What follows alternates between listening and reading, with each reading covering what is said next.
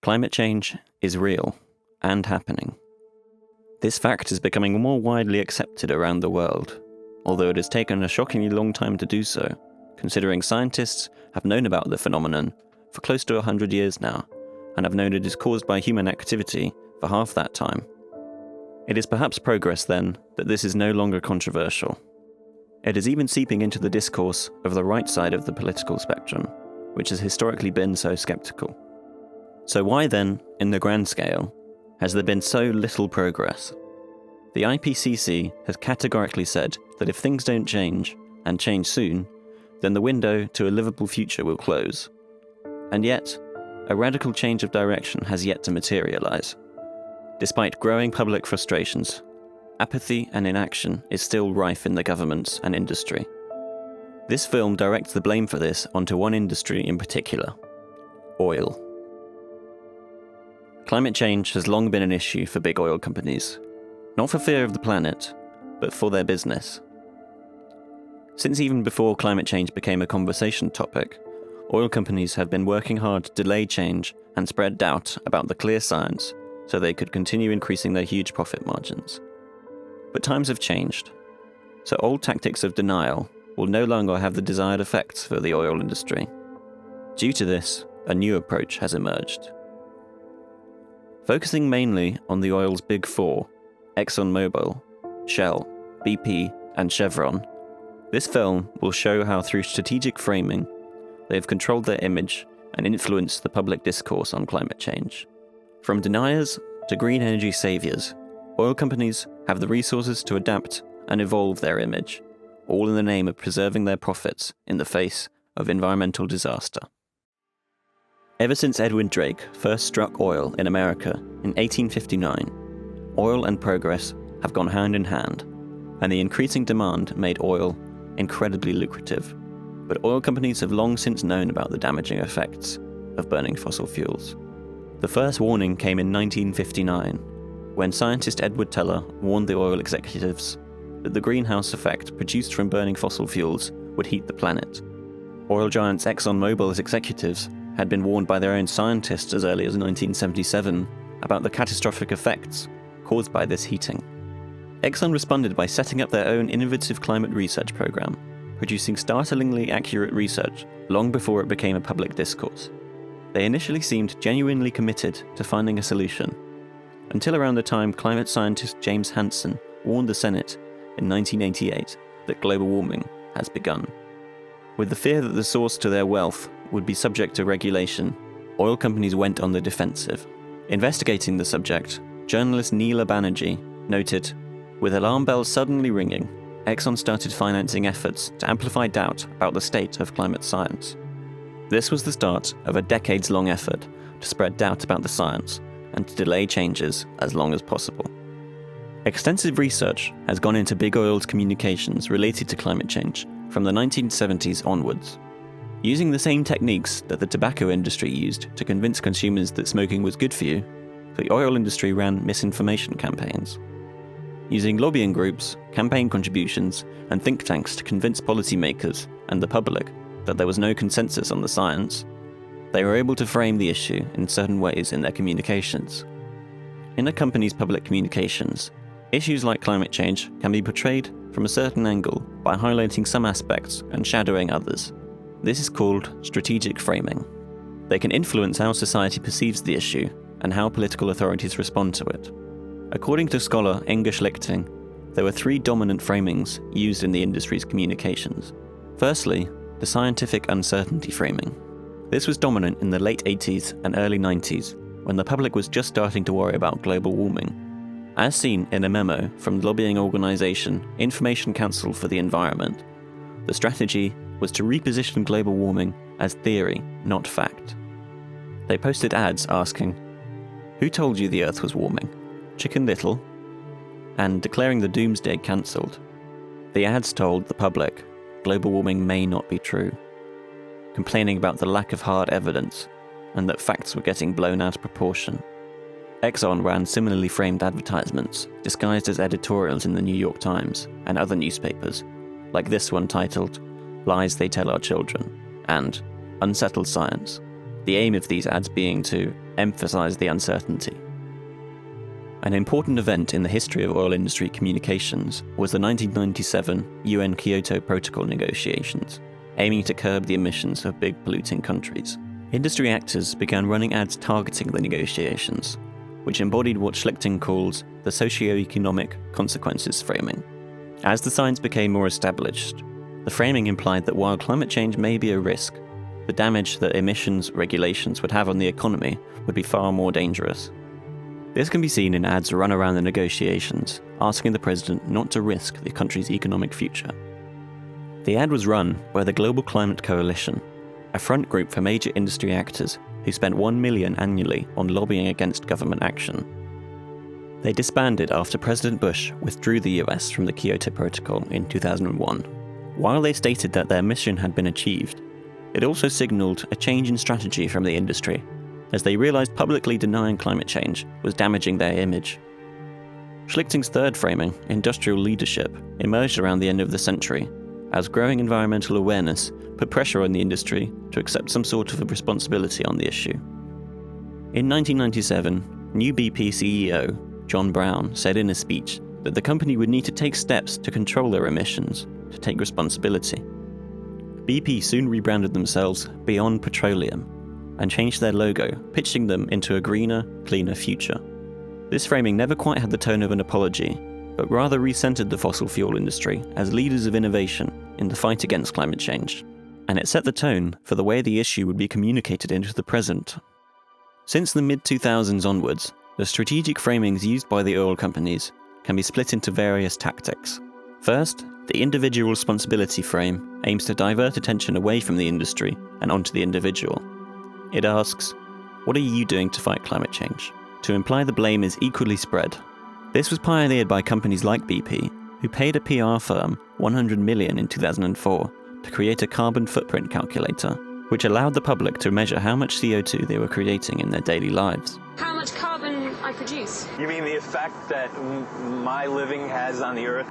Another framing is techno-optimism, the belief that technologies like solar panels, wind farms and carbon capture will solve the crisis.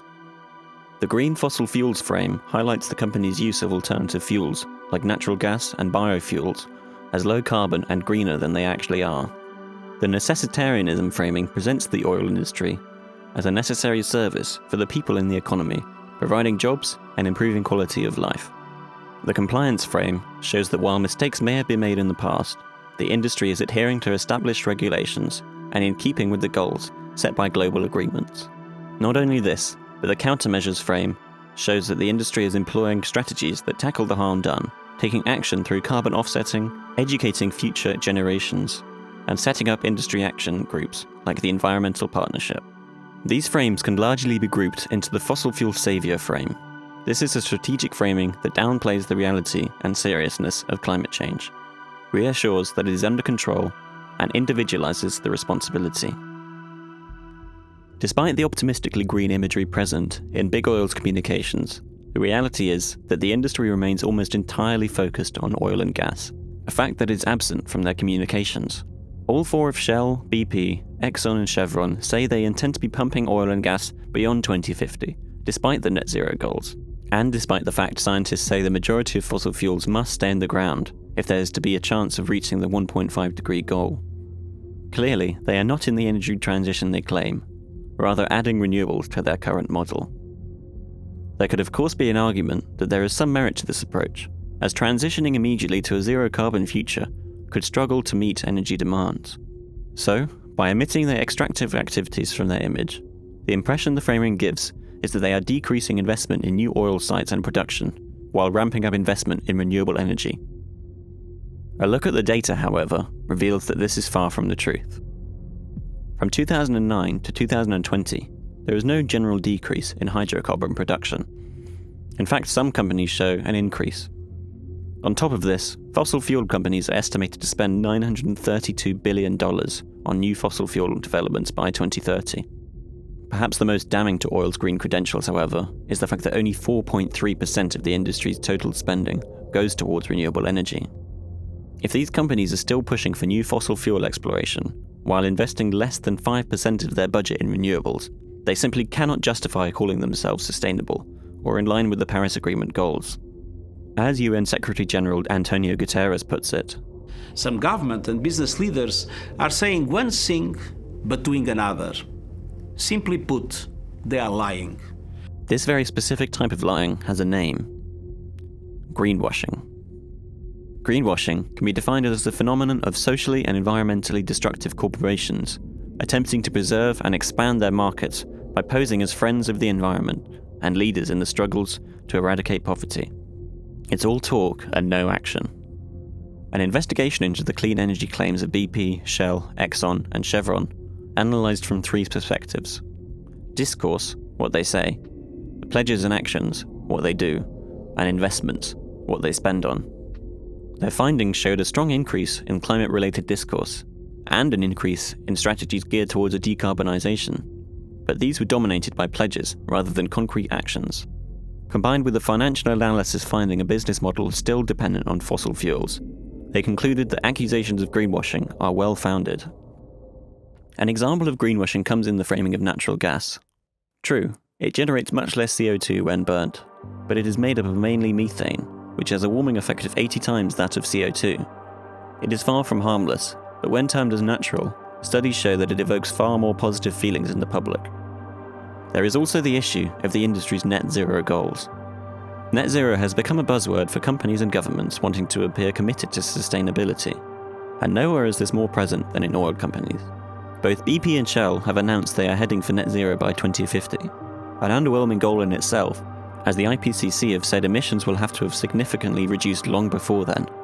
But net zero itself has its own caveats, as it relies heavily on carbon offsetting to create negative emissions.